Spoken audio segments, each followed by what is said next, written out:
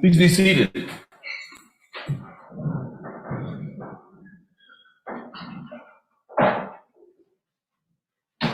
Light.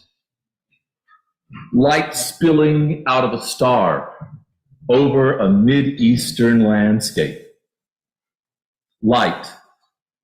Light that shows us a God that would come to live among us.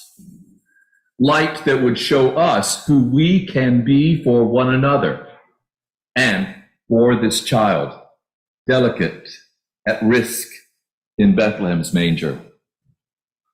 Light has been one of the signs of my service to the church through the years. I've always been preoccupied by it. My most creative job was serving as the canon for liturgy at our cathedral in Denver, Colorado. Splendid building, seats about 1,600, and 100 yards of pews scattered at the bottom of a big wrought iron rood screen at the top of stairs. Behind it, a high altar at the end, all perfectly lovely. But you send a kid from Mississippi into a space like that and tell him, let's do some really interesting worship. All of the artistic sources in the city are at your disposal, and we really don't have a budget for this, so spend what you want. That was a gift. So one year, we used 6 of the principals from the Denver Ballet to dance us through the history salvation in Easter Vigil. And we moved from one of those scenes to another. I actually was able to have a theology workshop with them the week before to talk about those lessons and to stand with them as they moved into meaning in that holy space of ours there. But that rood screen in the middle of that space was just a monster. At one point, a lot of it you could see had been made of brass, still was brass, but it was painted over now. Because can you imagine climbing the thing to polish all that brass? They put me up a ladder from sort of like a fire extension ladder, heavier than a ladder that one might use at one's home, and put me up the front of this several times for different things. I helped to clip the fake poinsettias onto the garlands right before Christmas Eve services and did those sorts of things there. But it gave me the idea that that was an awful lot of overhead space hanging there in the middle of that church full of people in the dark as we talked about light down there on the floor. So the West is an interesting place. And I met some really interesting people there. One of the most interesting was a woman of large proportion, both physically and her ego. She wasn't a member of the church, but she was a friend of the cathedral, she liked to say. And her business card was as big as a 3x5 note card we used to find in card catalogs, if you remember what those were. One side of it was a glossy photograph of her in not enough clothes and wearing the headdress of Brunhilde from the ring cycle. On her body was, from the waist down, sort of a fur culottes thing. And above that, 2 pieces of brass that looked like they'd come from an old car. In fact, they had come from an old car. And the title across the bottom of the business card said, Maxine, Queen of the Hubcaps. Maxine had found herself in the 50s, a single mother in Denver trying to support a family. She was homeless. She had no place to live, found herself in a trailer on a little piece of property about a quarter of an acre. And over years, she had built that into what may be the American West's largest distributor of old hubcaps. How she got from one of those places to the other, I really don't want to know. There's not room for it today in our talking time. But what I do know is that she came up with the most incredible epiphany star you have ever seen for us to use at the cathedral in Denver. I, of course, was appointed to hang the star in the heavens. So first, we gold-plated the thing, just in case it wasn't shiny enough already. I went up the ladders. I actually owned belaying equipment at that time from some mountain climbing, so I tied myself. I'm really terrified of heights. So I tied myself into the rood screen thinking that if the ladder left, at least I would still be up there and able to get down somewhat safely. So I'm up there on the front of the rood screen, 35 feet above the stone stairs that led from one part of the church to the other, thinking, oh my God, this is punishment for something that I can't remember.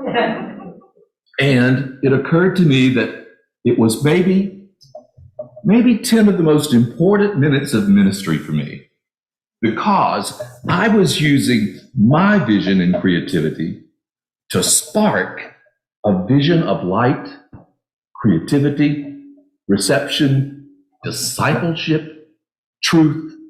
What other things come with light? Knowledge, goodness, giving. All of those things that go from Apollos to the hubcap of a 1937 Hudson, to the rood screen of a major cathedral, to the light that spun off of that hubcap all over that church. It was pretty amazing. It earned me, among my staff and friends in that place, the title Canon of Hubcap Ministry, which I wore proudly for the rest of my time there. Today we start a season. Actually, we don't really start it until this week on the 6th, but today we begin our celebration of this season called Epiphany, which is so much more than aha. While Epiphany is aha, it's also Eureka. I found it. Who knew this was here? Oh my God, am I going to fall off this rood screen? It's all of those things at one time. And it leaves us with the impression of a God whose spirit, whose love, whose goodwill for us cannot be contained. Cannot be contained. Not only that, it can't be generated in us. We can't churn up enough human goodness to create a love like divine love. But there's a little bit of hubcap in all of us. And what we can do is reflect light. There was a pair of theatrical spotlights in the back loft of that cathedral, and hanging the hubcap on the rood screen was the first part of our adventure. The second part was figuring out that if we hit it just right with that spotlight from 100 yards away, it showered that space with shards of light in every direction. It reminded us that you can't really logically figure out where all that light's going to go if you're shining it onto a dome that's pointed toward you. So it was this vast creation of sensation for people, and it sparked conversations about what's the meaning of this. Now, granted, there were a few of advanced age and severe conservatism whose tone with that was, what's the meaning of this? But for the most part, and certainly for rank and file, the response was a true question, a seeking for answers. Seeking for answers is what drew those crazy men from the East to come across a desert in search of a child to be born. There was enough logic and science in their background to know something was happening in the story, but logic and science did not move them across the sand. That is the quintessential leap of faith, to leave a comfortable place, to head through a waste, and to arrive on the other side of it at a place where you expect to be introduced to God himself. What a journey. Everybody journeys to Bethlehem. Mary, we're told, comes on a donkey. Joseph goes along with his staff. Others come with wagons and carts. They're making plans or selling things to the people who are there for this great census in the story. All of these people come some way to Bethlehem. It's not a story about people that were already there. It's about pilgrims, visitors, people that washed ashore there and found their place in that society for a moment when the God of all things is revealed in the skin of a baby, unable to protect himself, unable to find nurture, care, light, goodness, life without the aid of humans. Without the aid of humans. And so it is with us. We are left ourselves to find God's light. But we always need to remember that we have to find that light with the aid of others. We find that light in community. You know, if there had been one person sitting out in that vast cathedral church, they would just have seen one spark of light in that direction where they were sitting. But as there were 1,500, there was a whole crowd of people whose response together in chorus was, wow. What brings us to those moments of wow? Is it contrivance? Well, of course it's contrivance. But it's contrivance to remind us of a deep, deep truth borne along on the symbols in a story. That deep truth is that a God far enough away to rule the universe deemed to come and live among us, full of grace and truth. That is what this light is about. You're going to hear a lot about light in these next weeks. We've got 7 or 8 weeks of it coming along. And from now until Jesus turns blistering white on the top of the mountain of transfiguration, it's all about light. It's the glue of the season of Epiphany.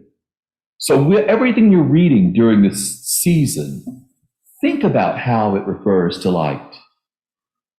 We're going to stop at a few other places along the way. A little wedding in Cana where they're running out of refreshment. A couple of other places that are important Epiphany stories. But in every one of those stories, there is an aha. There is this great light. There is wow and great shining. Here's a different way to read the story that we have heard this morning and to begin living into our own magi-dom. When we saw the star had stopped, we were overwhelmed with joy. On entering the house, we saw the child with Mary, his mother, and we knelt down and paid him homage. Then opening our treasure chests, we offered him gifts of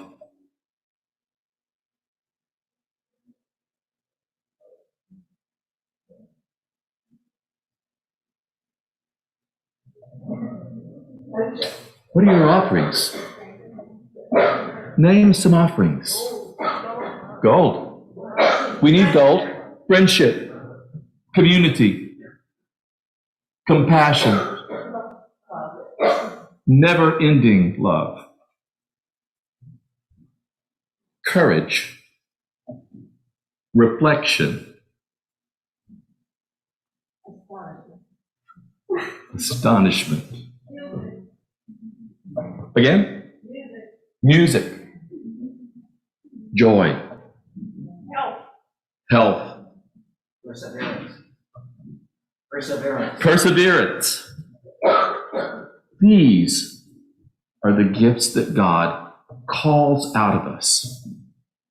And whether it's done with an unplanned star in an uncharted sky, or the hubcap of a 37 Hudson, purchased cheap from a lady wearing a horned hat, God provides great light in our lives. We'll open our eyes, accept, reflect, and become a part of that shining ourselves. Let us go to Bethlehem and see this great thing which has come to pass. Amen.